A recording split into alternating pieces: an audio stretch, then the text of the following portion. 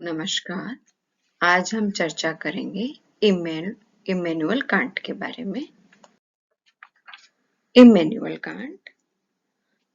Can't अपने समय के महान दार्शनिक, विचारक एवं भूगोलवेत्ता हुए। उन्होंने दर्शन शास्त्र को विकसित कर उसे नवीन दिशा प्रदान की। इस दृष्टि से पश्चिमी जगत में उनका स्थान महत्व है। कांट का जन्म पूर्वी प्रेशिया जर्मनी में हुआ था। जर्मनी के कॉन्सबर्ग में हुआ था 1724 में। Born in 1724 at Konsberg in Germany।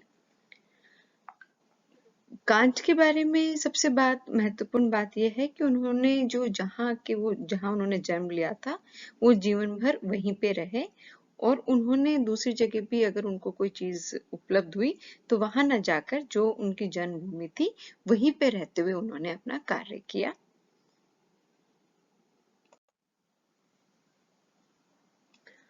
Seventeen 1740 में उन्होंने उस शिक्षा हेतु कॉन्सबर्ग विश्वविद्यालय में प्रवेश लिया।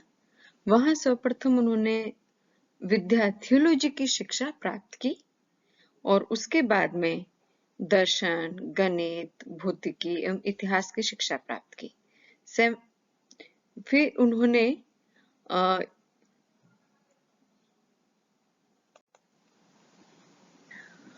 कॉन्सबर्ग में रहते हुए ही कांट ने डी.आई.जी.ने ऑन फायर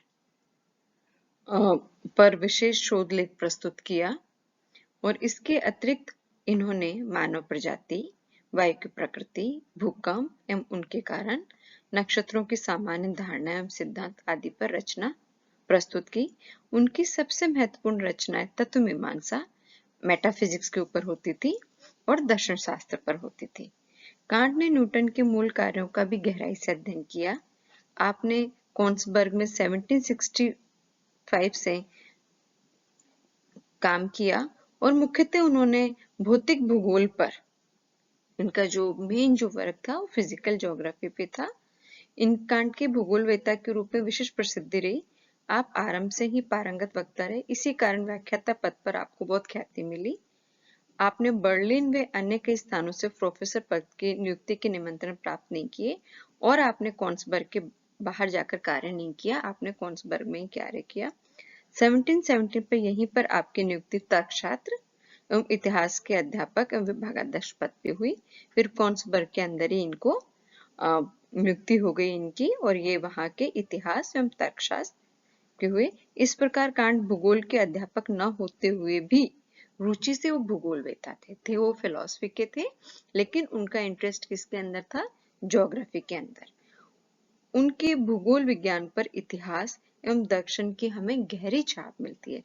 जो भी कुछ उन्होंने हमें ज्योग्राफी के अंदर दिया उसमें उनकी आइडियोलॉजी क्या रही थी? फिलोसफिकल उनकी आइडियोलॉजी रही थी। तो उनके भूगोल विभाग पर इतिहास एवं दर्शन की गहरी छाप रही।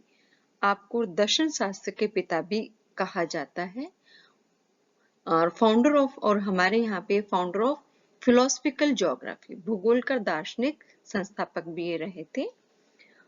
इनकी एक वर्क हुआ है general history and theory of heavens 1755 के अंदर, वो भी एस्ट्रोनॉमी के अंदर उसका काफी कंट्रीब्यूशन रहा है।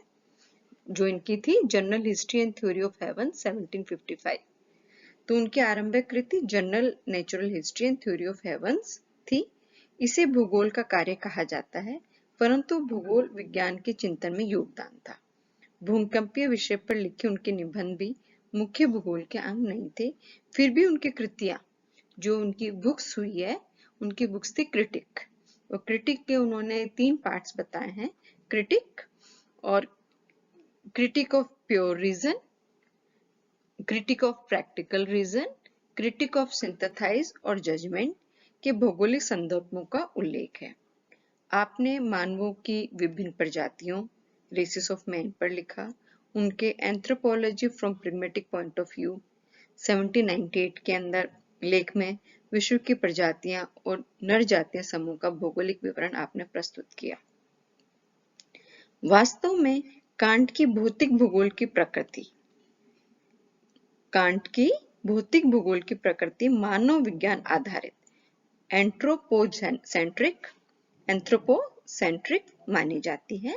इस दृष्टिकोण में क्या होता है, इस दृष्टिकोण को कार्ल रिटर ने भी कांट से ग्रहण किया था। वो प्रकृति से तात्पर्य भौतिक नहीं अपितु वस्तुनिष्ठ ऑब्जेक्टिव वर्ड लगाते थे, जो अवलोकनकर्ता की व्यक्तिनिष्ठा से परे अवधारणा है। कांट का भूगोल के बारे में दृष्टिकोण मात्र समझाना था। ये आनुभविक ज्ञानी था, इसलिए वे दार्शनिक सोच में आवश्यक भी थे।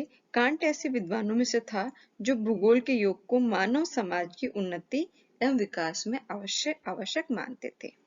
दार्शनिक सोच के समस्त अनुभविक ज्ञान इंपेरिकल जो उनकी नॉलेज थी, क्षेत्र के जल ही उनकी रुचि भौतिक विज्ञान में थी।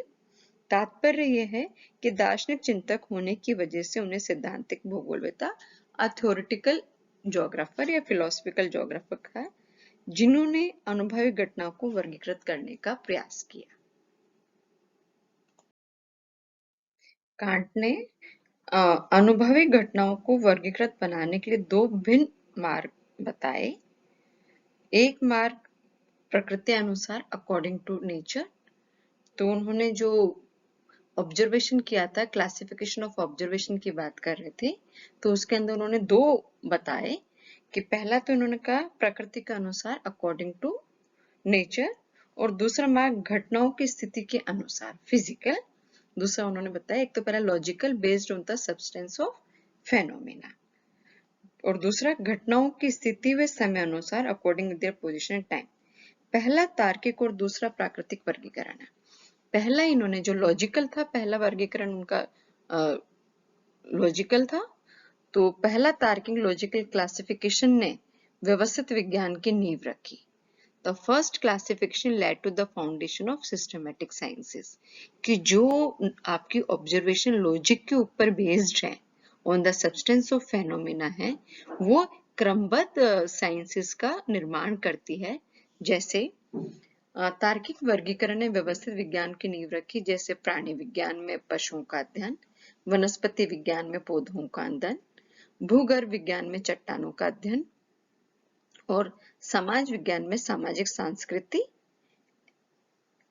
नर जातियों समूह का अध्ययन है।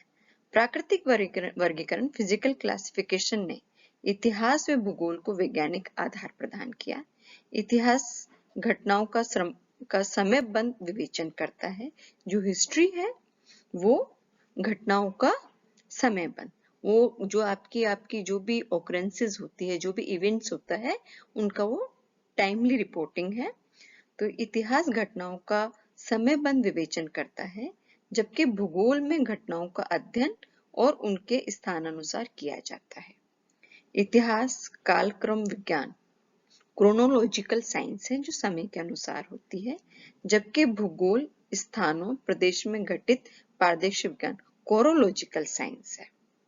एक टाइम का है और एक जो इतिहास है वो टाइम बाउंड है, और जो ज्योग्राफी है वो आपका स्पेस से बाउंड है, स्थान से बाउंड है। इतिहास और भूगोल दोनों ही महत्वपूर्ण एवं आवश्यक विज्ञान है, जो व्यवस्थित विज्ञानों के साथ स्थित है। मनुष्य इनके बिना विश्व की पूरी जानकारी प्राप्त नहीं कर सकता। कांट ने स्थान स्पेस की अवधारणा को सापेक्ष कहा, जिसमें वस्तुओं के मध्य संबंधों की व्यवस्था है। स्थान में काल स्पेस हम दोनों ही संदर्भ के बल as a force of reference है। ज्ञान नॉलेज के बारे में भी कांट के विचार थे कि वो कह रहे हैं टू टाइप्स ऑफ नॉलेज होती है। तो ज्ञान जो होता है, ज्ञान कांट के अनुसार शुद्ध तर्क के अभ्यास द्वारा अर्जित किए जा सकता है, अथवा इंद्रियजन्य है। हम अपनी इंपेरिकल है, डिस्क्रिप्टिव नॉलेज है, हम अपने सेंसेस से उसको प्राप्त करते हैं। इंद्रियजनित बोध दो प्रकार के होते हैं, एक तो अंतर्बोध इनर और दूसरा बाह्यबोध आउटर। तो एक तो डिस्क्रिप्टिव नॉलेज है और एक आपकी प्योर नॉलेज है। ये दोनों सम्मिलित बनकर विश्व का आनुभविक ज्ञान हमें बताता है।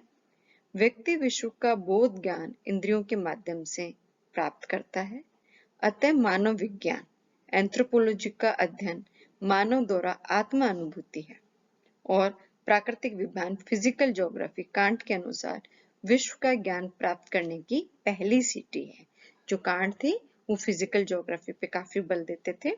प्रत्येक व्यक्ति का अनुभव समय व स्थान के संदर्भ में सीमित होता है। बहुत अच्छी चीज इन्होंने बताई कि हर व्यक्ति का जो अनुभव होता है, जो उसका एक्सपीरियंस होता है, वो टाइम और स्थान के संदर्भ में सीमित होता है।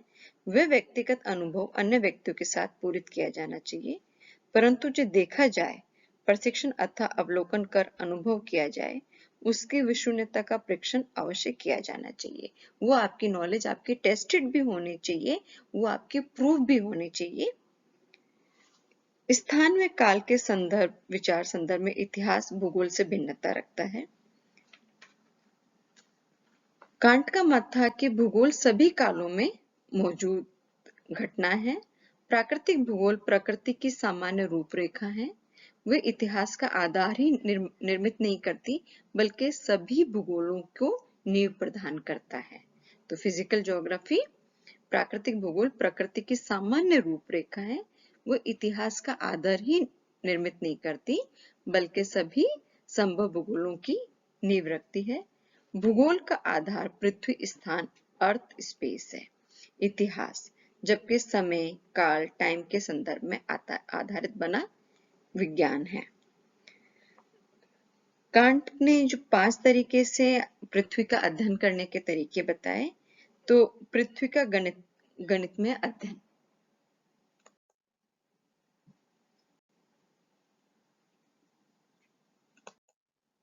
तो क्लासिफिकेशन ऑफ इन्होंने जो ज्योग्राफी की, वो उन्होंने पृथ्वी का गणित में अध्ययन बताया। मैथमेटिकल स्टडी ऑफ ज्योग्राफी, लगभग गोलीय पृथ्वी के, इसमें क्या किया गया था, मैथमेटिकल ज्योग्राफी के अंदर गोलीय पृथ्वी के आकार, विस्तार, आकृति आदि के बारे में बताया, ग्रहों के बारे में बताया।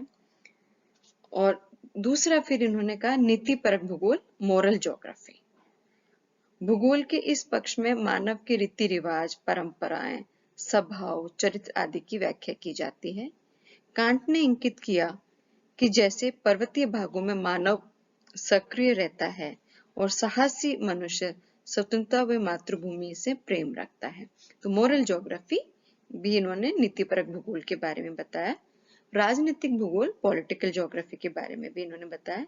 राजनीतिक भूगोल में प्रकृति और मानव के मध्य अंतर संबंध के परिणामों का विवेचन, देशों में व्यक्तियों की स्थिति, वे दोनों का एक दूसरे में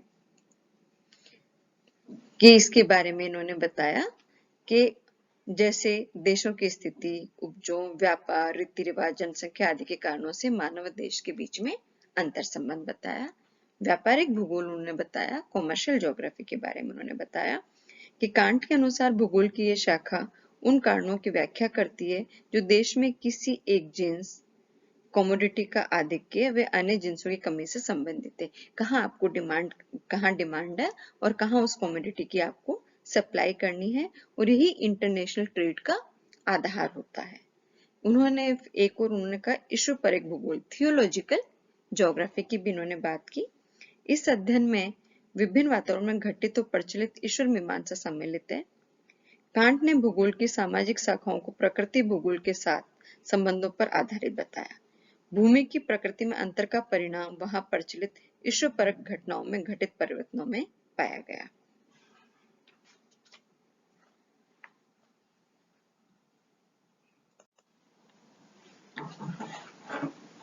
भूगोल की परिभाषा स्पष्ट करते हुए कांट ने बताया कि भूगोल का क्षेत्र पृथ्वी का संपूर्ण धरातल है।